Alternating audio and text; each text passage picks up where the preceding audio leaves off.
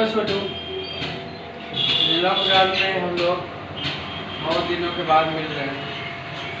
एक टॉपिक है छोटा सा, उस रोग का नाम है निमोनिया।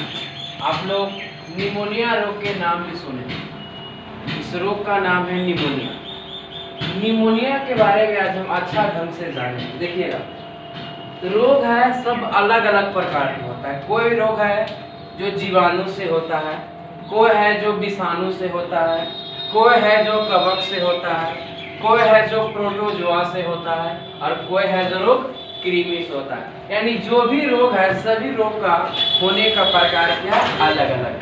यानी कहने का मतलब जो निमोनिया रोग है, निमोनिया एक प्रकार के यह जीवाणु से होने वाला संक्रमण रोग है। देखिएगा, इस बात को हमने बोला कि निमोनिया जो रोग है वह किससे उत्पन्न होता है, जीवाणु से। एक नंबर का ऑब्जेक्टिव उत्तर होगा। कोई पूछेगा कि निमोनिया किससे उत्पन्न होता है, तो आंसर क्या बोलेगा, जीवाणु से उत्पन्न होता है। और यह एक प्रकार का कैसा रोग होता है, संक्रमण रोग होता है। यानी वो वैसा रोग जो एक व्यक्ति से दूसरे व्यक्ति में ट्रांसफर होता है, तेजी से लगातार धक्का-धक फैलता है, उस रोग को संक्रमण रोग कहते हैं। अब मन में सवाल उठ रहा होगा कि सर जीवाणु से तो होता है, लेकिन कौन सा जीवाणु से होता है? जीवाणु का नाम भी होगा। यस, जीवाणु का नाम है, पहला जीवाणु का नाम है डिप्लोकोकस।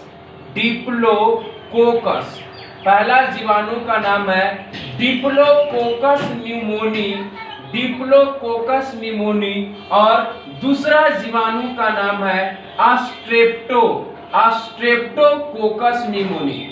Streptococcus pneumoniae. यानी कहने का मतलब है निमोनिया जिस जीवाणु से होता है उस जीवाणु का नाम है डिप्लोकोकस न्यूमोनी और स्ट्रेप्टोकोकस न्यूमोनी। अब इसके बाद जानेंगे निमोनिया जो रोग है वह दो प्रकार के होता है। पहला निमोनिया को कहते हैं प्राथमिक निमोनिया और दूसरा निमोनिया को कहते हैं द्वितीयक निमोनिया। देखिएगा, निमोनिया रोग दो तरह के होता है। पहला को कहते हैं प्राथमिक निमोनिया और दूसरा को कहते हैं द्वितीयक निमोनिया।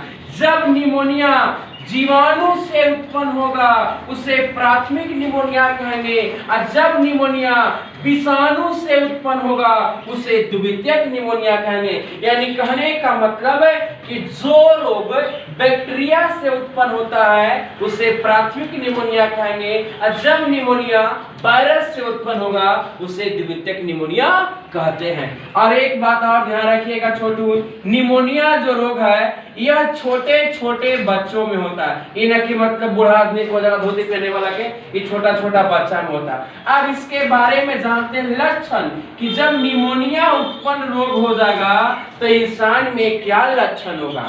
सबसे पहला लक्षण है कि व्यक्ति को लगातार तेजी से बुखार लगा हुआ रहेगा।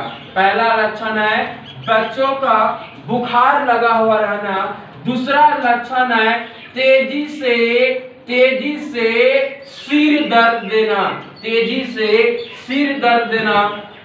अगला बात क्या है, बच्चों में बुखार के साथ साथ खांसी होना। बुखार के साथ साथ खांसी उत्पन्न होगा, और खांसी के साथ साथ जब इसमें बच्चा खांसी करेगा तो खांसी के साथ साथ इसमें बलगम भी बाहर निकल आता है। यानी कहने का मतलब हम लोग समझ रहे हैं, जैसे इंग्लिश में म्यूकस कहते हैं और हिंदी में इसे हम लोग श्लेष्मा कहते हैं। जो नाक दिया निकलता है उसी को हम लोग, जब नाक दिया निकलेगा तो म्यूकस कहेंगे, और जब वही बात जब मुंह दिया निकलेगा उसे बलगम कहते हैं। ये सारे लक्षण है और बहुत सारे लक्षण है। अगला निमोनिया में क्या लक्षण है कि जब बच्चा में निमोनिया हो जाएगा तो बच्चा के नाखून, जो हाथ वाला नाखून, नाखून मतलब तुम लोग समझ रहा होगा, नाखून और बच्चा के ओठ का जो रंग है, ओठ का रंग इसमें बच्चा के कैसा पड़ जाता है, नीला पड़ जाता है। ये तो हो गया लक्षण। इस रोग से बचेंगे कैसे?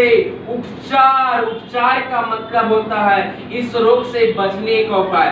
तो बचने का सबसे पहला उपाय कैसा रोग है? तो संक्रमण रोग है। व्यक्ति में सटना चाहिए कि हटना चाहिए? सटेगा तो फैलेगा, हटेगा तो नहीं होगा। यानी पहला रोग है कि रोगी व्यक्ति से दूर रहना चाहिए। दूसरा बचने का उपाय क्या है? क्या रोगी व्यक्ति के कपड़ा उपयोग करना चाहिए कि नहीं करना चाहिए? तो रोगी व्यक्ति का कपड़ा उपयोग नहीं करना चाहिए। तीसरा इसका बचने का उपाय कुछ है कि बच्चों को NST इंग्लिश होगा नेल स्लूटली टेस्टिंग। नेल का मतलब नाखून, नाखून का चेकअप करवाना चाहिए, यानी नाखून का जांच करवानी चाहिए। अगला इसका बचने का क्या उपाय है? चौथा नंबर बचने का उपाय, बच्चों का प्रतिजैविक का उपयोग करना चाहिए। जैसे में जिस प्रतिजैविक है वो दवा है, उस दवा को हम लोग कहते हैं जोन, यानी जोन दवा से निमोनिया आपको क्या हो जाएगा? ठीक हो जाएगा। आशा करते हैं तुम लोग को आसानी से समझ में आ गया होगा। जिस तरह से बताया इसी तरह से आपको लिखना है।